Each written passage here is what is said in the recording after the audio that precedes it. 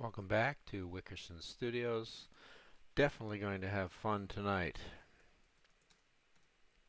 And if you don't see what's happening here, just record this. I basically built a structure of basically subdivisions from curves, which isn't too hard. And you can see that this is a script that can use the image sampler and generate pretty complex I mean, it's pretty simple in the end, but these kind of frame structures of pipes, subdivision pipes that actually will fabricate any image that you want in the sense of a truss or a bridge or a facade. So what I'm asking my students to do is take your image sampler, get it working so it operates perfectly, and think of different fabrication techniques of how you could bring something you love as an artifact or object into reality. And this is really on a scale that makes, Grasshopper absolutely the tool to do this in. There's very little as we're kind of moving through it. I'm just rolling it.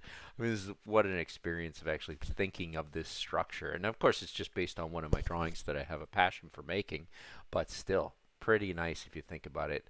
As I rotate around and then pull the image out of it by scrolling back. And it's a very subtle thing. It doesn't take much math. The script itself is not complex in any way beyond. But as I started to consider like what to do for fabrications, circles, arcs, curves, I then started to play with the tangent lines and shifting list, and that ended up inspiring me to go in and build and go back to what is so key in Grasshopper is to take your points, get to your point attributes, and do things with those point attributes. Simple line subdivision. Such a simple script for such a complex looking model when you end up finishing it up, yet it's not complex at all, and it's actually running pretty fast here. So I'll cover this tonight, and we'll go into kind of a B part of dealing in the image sampler, and I really am excited about what my students can pull out tomorrow.